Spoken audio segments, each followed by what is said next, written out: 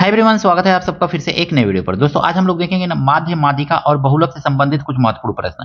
पहला प्रश्न है, निम्नलिखित बारंबारता सारणी से माध्य ज्ञात कीजिए। वर्ग अंतराल और बारंबारता। वर्ग अंतराल दिया हुआ है 0 10 10 20 20 30 30 40 40 50 और बारंबारता 3 5 3 2 7 दिया हुआ है। कैसे हम समांतर माध्य ज्ञात करेंगे, तो आइए देखते हैं। दोस्तों ये टैबलेट वाला प्रोसेस कैसा लग रहा है आपको, जरूर बताइएगा। गरीबों का टैबलेट है, एकदम आसान तरीके से हमने इसको बनाया है, मात्र 100 रुपए का खर्चा करके। तो आप बताइएगा इस तरह से वीडियो जो बना रहे हैं ये आपको अच्छा लग रहा है या नहीं लग रहा है। तो एक बार कमेंट करके जरूर बताने का प्रयास कीजिएगा। दोस्तों आपसे हाथ जोड़ करके रिक्वेस्ट है, बहुत मेहनत से हमने इसको बनाया हुआ है।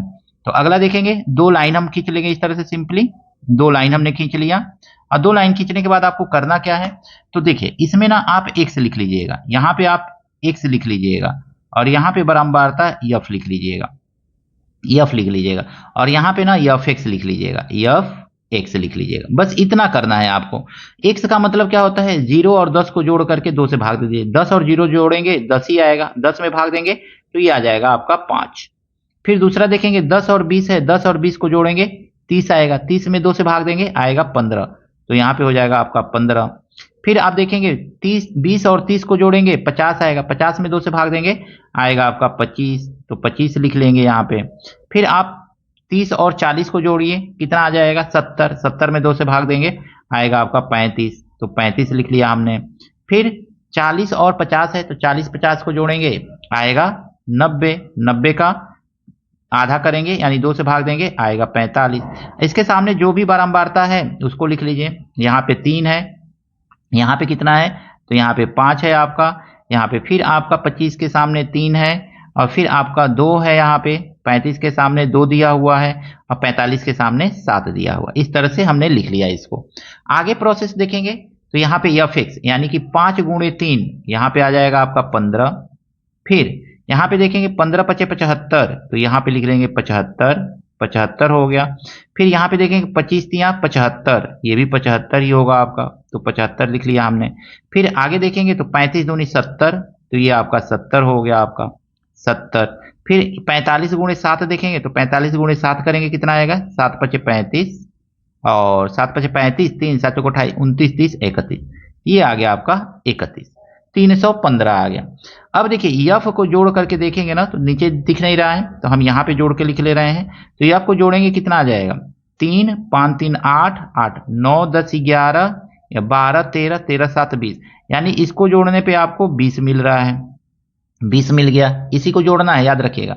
इसको जोड़ के देखेंगे कितना आ रहा है, तो 5 5 10 5 3 15 5 को 20, 20 का 0 2 हासिल, 2 1 3 7 3 10 10 7 17 17 और 7 24, 24 1 25 25 का 5 हासिल 2 और 3 2 5, ये आपको मिल गया। ये जो है ना, अब आपको समांतर माध्य ज्ञात करने के लिए क्या करना पड़ता है, x समांतर माध्य का सिंबल ये है।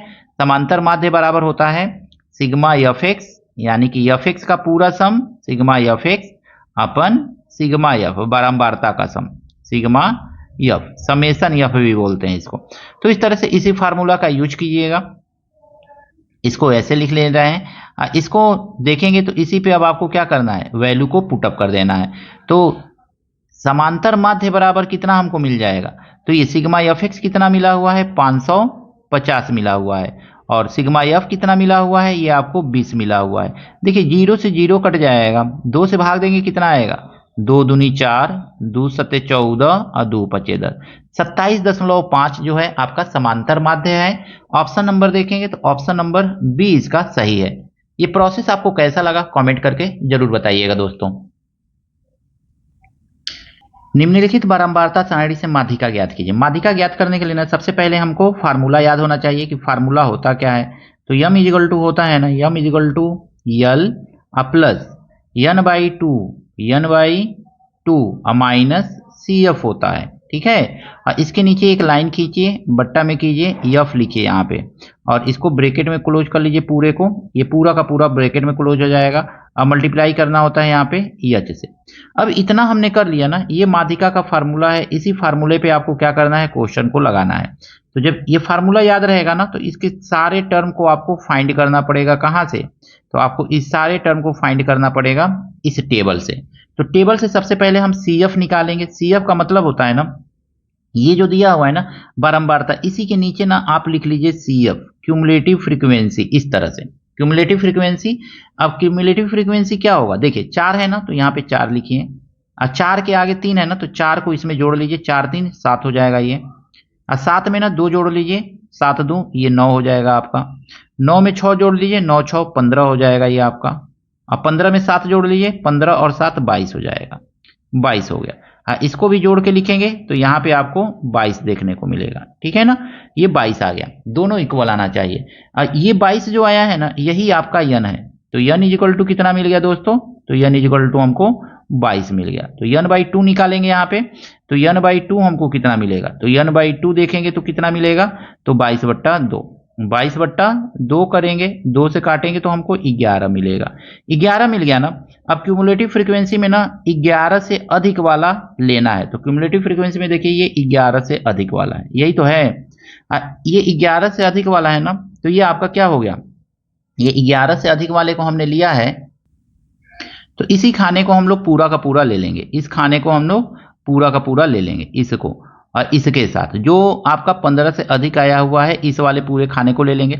इसके पहले वाला ये टर्म जो है, ये जो होगा ना, ये आपका CF हो जाएगा, ये क्यूमुलेटिव फ्रीक्वेंसी हो जाएगा। जो भी आपका नंबर आया हुआ है 11 से अधिक, उसके पहले वाला जो होगा क्यूमुलेटिव फ्रीक्वेंसी होगा। 15 वाले खाने में ऊपर जाएंगे तो ये आपको F मिलेगा।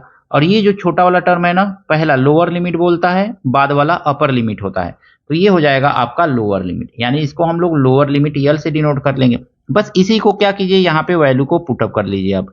तो अब ध्यान से समझिएगा, यल कितना आया हुआ है आपका, 30 आया हुआ है, 30 आ गया, प्लस यन बाई 2 कितना आया हुआ है, तो 11 आया हुआ है, तो 11।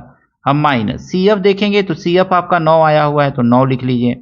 और बाई नीचे देखेंगे F कितना है, तो F आपका कितना आया हुआ है, 6 आया हुआ है, तो 6 लिखेंगे यहाँ पे। अब मल्टीप्लाई करना है किससे, तो मल्टीप्लाई कर लेंगे हम यहाँ पे H का मतलब होता है ना upper limit minus lower limit. H बराबर यहाँ पे लिख लीजिए 40 माइनस 30, यानी 40 में से 30 को घटाएंगे तो जो आएगा वो आपका क्या हो जाएगा, H हो जाएगा, यानी कि 10 हो गया। तो 10 से यहाँ पे मल्टीप्लाई कर लेंगे 10। देखिए 9 में से 2 माइनस करेंगे, 11 में से 9 माइनस करेंगे ना, तो ये 2 आएगा, 2 आ जाएगा। और 2 का 6 को काट दीजिए तो 2 तिहाई 6, और 3 से 10 में भाग देंगे तो कितना आएगा, तो 3 से 10 में भाग देंगे तो 30 प्लस 3 से 10 में भाग दे रहे हैं ना, तो 3.3 आएगा, 3.3। इसी को जब आगे प्लस करेंगे ना तो 33.3 आ जाएगा, तो 33.33 आता जाएगा, ये 3 3 आता जाएगा, 3 से 10 में भाग देने पे 3 3 3 3 आता जाता है, तो 33.33 आ गया। यही क्या है आपका, यही 33.33 जो है दिए गए सारणी का माध्यिका है। ऑप्शन नंबर देखेंगे तो ऑप्शन नंबर सी इसका सही है। निम्नलिखित बारंबारता सारणी से बहुलक ज्ञात कीजिए। बहुलक ज्ञात करने के लिए सबसे पहले देखेंगे ना कि सबसे ज्यादा बारंबारता कहाँ है, तो सबसे ज्यादा बारंबारता यहाँ पे 7 दिख रहा है, तो यही F1 है आपका दोस्तों, तो F1 हो जाएगा। 7 जो है सबसे ज्यादा बारंबारता है, F1 हो गया। F1 के पहले वाले को हम क्या बोलते हैं, तो F0 बोलते हैं, तो ये F0 हो गया आपका। F1 के बाद वाले को क्या बोलते हैं, तो F1 के बाद वाले को हम F2 बोलते हैं। और यहाँ पे ये F1 वाला जो सबसे ज्यादा बारंबारता वाले ऊपर वाले का वर्ग अंतराल है, यही हमको वर्ग अंतराल लेना है, तो यहाँ पे ये लोअर लिमिट हो जाएगा, ये अपर लिमिट हो जाएगा, यानी पहला वाला जो है लोअर लिमिट और दूसरा वाला जो है अपर लिमिट हो जाएगा। अब यहाँ पे हम देखेंगे ना बारंबारता का फार्मूला देखेंगे क्या होता है, तो बारंबारता को मोड से डिनोट किया जाता है, MODE। तो मोड बराबर होता क्या है, तो मोड बराबर आपका होता है यल plus plus F1 minus F0 और by F1 2F1 minus F0 और माइनस F2। इस फार्मूले का यूज करेंगे हम लोग यहाँ पे और मल्टीप्लाई कर लेंगे H से, तो H से हमने मल्टीप्लाई कर लिया। अब सारा का सारा वैल्यू हमने ऊपर लिख दिया है, उसी वैल्यू को यहाँ पे पुटअप करना है और पुटअप करके आंसर को फाइंड कर लेना है। तो आइए हम लोग वैल्यू को पुटअप करते हैं। लोअर लिमिट का मतलब होता है यहाँ पे 20 दिया हुआ है, तो यहाँ पे 20 रख देंगे और प्लस F1 में से F0 को माइनस कर दीजिए, यानी 7 में से 5 को माइनस करेंगे कितना आ जाएगा, 2 आ जाएगा। अब आई देखिए 2f1 का मतलब हो गया 7 दूनी 14, यहाँ पे लिख लीजिए साइड में कहीं 14, और 14 में से f0 का मतलब हो गया 5 को माइनस करना है, 5 को माइनस करने के बाद f2 को भी माइनस करना है, 6 को भी माइनस करना है, तो 6 5 11, 11 14 में से माइनस करेंगे कितना आ जाएगा, 3 आ जाएगा। तो यहाँ पे हम सिंपली लिख लेंगे 3, और अब हमको यहाँ पे यच लिखना है ना, यच का मतलब हो गया 30 माइनस, अपर लिमिट में से लोअर लिमिट को माइनस करना है, तो 30 में से 20 को माइनस करेंगे, यहाँ पे आ जाएगा आपका 10। अब इसको आगे सॉल्व करेंगे ना दोस्तों, तो ये कितना आ जाएगा 20 और प्लस 10 दूनी 20, 20 में आप क्या करेंगे ना, 20 में 3 से भाग दे दीजिएगा, तो 3 छः 18, 6.66 आता जाएगा, तो यहाँ पे लिख लीजिएगा 6.66, तो ये कितना आ गया दोस्तों 20 6 26, यानी 26.66 आंसर हो जाएगा। दी गए सारणी का बहुलक कितना होगा 26.66। अब यहाँ पे ऑप्शन देखेंगे ना, तो ऑप्शन आपको कई ठो देखने को मिलेगा, 26 देखने को मिल रहा है, 26.4 देखने को मिल रहा है, 26.9, 26.9, दो ठो सेम छप गया है, तो इसी में से एक 26.66 होना चाहिए, तो ऑप्शन नंबर सी मान सकते हैं कि ऑप्शन नंबर सी जो है आपका सही है। आशा करता हूँ ये सभी प्रश्न आपको अच्छी तरह से समझ में आया होगा, कहीं पर कोई त्रुटि है, कुछ कमी रह गई है, कमेंट करके जरूर बताइएगा। मिलते हैं नेक्स्ट वीडियो में इसी तरह के कुछ नए प्रश्नों के साथ। Thank you, best of luck.